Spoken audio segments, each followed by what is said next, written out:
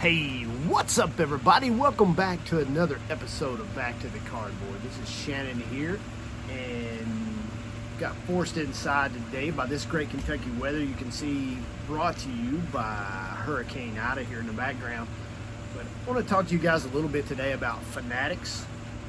Unless you've lived under a rock in the last couple of weeks, Fanatics has bought the MLBPA and MLB license. Topps will still have them for another 5 years, but Fanatics will be taking over after that. And kind of cornering the market on that somewhat of in a sneaky way, I suppose. I don't know for a fact. But I want to talk to you guys. It just brings up a lot of questions in my mind, and maybe some of you guys can help me out. I know there's several years before it really starts taking effect, and a lot of things can change between now and then, but to me it just leaves a lot of unanswered questions between now and when they start their ball rolling. And I want to share with you all a patch auto that I picked up over this past week. I finished a card that finishes up one of my set registries and my biggest slab to date. So without further ado, let's get to it.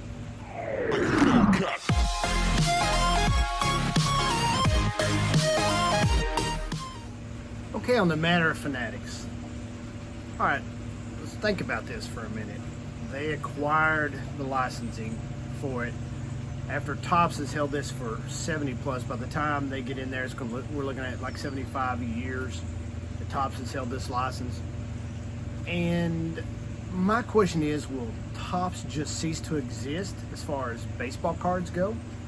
Will they be directed more towards like wrestling cards and soccer cards and things like that? Will all their creative energy go towards those things? You know, that's one of the questions I have. Another question I have is, you know, Topps season end of the road somewhere down the line here, are they going to try to snatch every penny they can between now and when their licensing runs out? In other words, are they going to try to flood the market with their product? It's going to yet to be seen, but man, I sure hope not. And if they do, I can't say that I blame them, but that's one of the questions I have. Another question I have is, will they just lose their creative edge? I mean, will they just say, oh, heck with it, and we're going to print a set of cards, and we're not going to worry about, you know, subsets, and we're not going to worry about autographs or parallels or anything like that? You know, will they just give up? And will some of their creative minds go to Fanatics? I don't know. That's yet to be seen.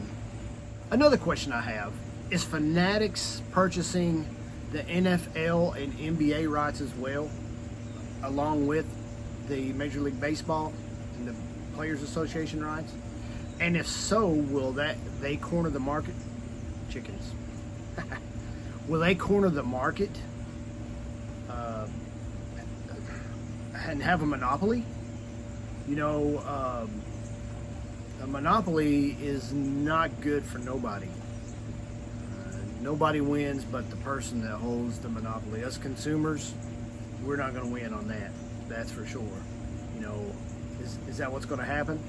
And then last but not least, and if one of the questions I have, if I was your local card store, and retail too, I guess, for that matter, what's going to happen there? You know, these guys have built up a rapport with Topps over these years, and have really got that network going there, and they're going to have to do this all over again with Fanatics. You know, Fanatics is strictly basically an online business anyway, and will they just cut the LCSs out completely?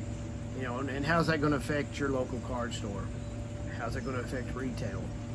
Retail probably could care less for the big chain stores anyway, but I don't know. A lot of questions to be answered there, a lot of time to take place in between here and there, I know, but I don't know. There's a lot to be seen. I'm not super bummed about it. Yeah, I hate that the history is going to go away there. I really hate that. Hate it for Topps. But in some regards, I'm excited as well. When Panini took over the NBA rights, what, 8-9 years ago, I think that was an improvement. I really do, and I'm in some regards excited about this. I'm excited to see what happens. So, a lot to be seen. As far as being seen, let's take a look at these 3 cards I mentioned at the beginning of this video. Let's do it. All right, excuse the raindrops dropping by. The first card I want to show you here, I know rain and cards don't mix, but I'm sheltered here on the porch. First card I want to share with you guys is this card right here of Nick Castellanos. Beautiful patch auto. Yeah, it's a sticker auto, but I don't care. It's numbered 271. It's a 2021 museum collection. Nick Castellanos. Nick had a pretty decent year. First half of the season doing great, all-star game, then he got injured, and then he's come back not doing as great as he was the first half, kind of slumping off. Still having a great season, but not MVP worthy in my opinion. It's a beautiful card nonetheless. It's a thickie.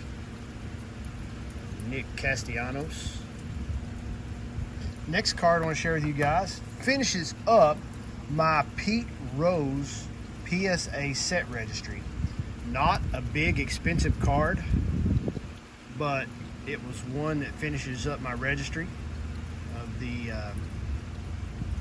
of that run. This is an 87 Donruss's manager first base card.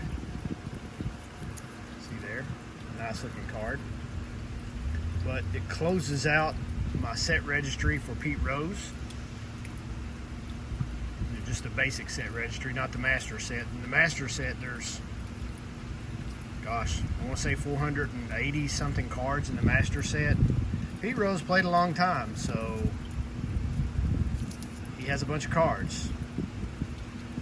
But this finishes up my Pete Rose set registry. A big card nonetheless. Not expensive card, but a big card to me. And then last but not least, I want to share with you the biggest slab to date. My biggest slab, biggest purchase. And it is this right here. I can't even get it all on camera. It is a 1986. Oh, I didn't get that wet. Uh-oh, shouldn't have stuck that out that far. A 1986 Slurpee. Jumbo, some people call these coin disc, whatever they are. They produced from 1983, I think, to 2000 from 7-Eleven. And in 86, there was 16 cards in the set, and they were regionally produced. I think there was 4 regions that they produced these in. And the first, I don't know, 8 cards were all the same people. This one happens to have, I can't get, there's Rose, Wade Boggs, and can you guess this guy right there? George Brett. 3 pretty good hitters, Boggs, Rose, and Brett. Brett, Rose, Boggs, Rose, Brett. But anyway, you know, the first 8 cards were all the same, and then the last 8 were different players. The only player that had that one card to himself that year in 86 was Dwight Gooden. Believe it or not. But that's my biggest slab to date. Pretty cool. I really like it. Hey, that's all I got, guys. I appreciate you hanging out with me. I appreciate you staying tuned to this long. Hey, if you can answer any of those Fanatics questions, I sure appreciate it. If you got any questions of your own, put them down below. Let's talk about it. But until next time, guys. Oh, wait a minute. I got to go find those wet chickens and a towel. Until next time. Peace. Bye.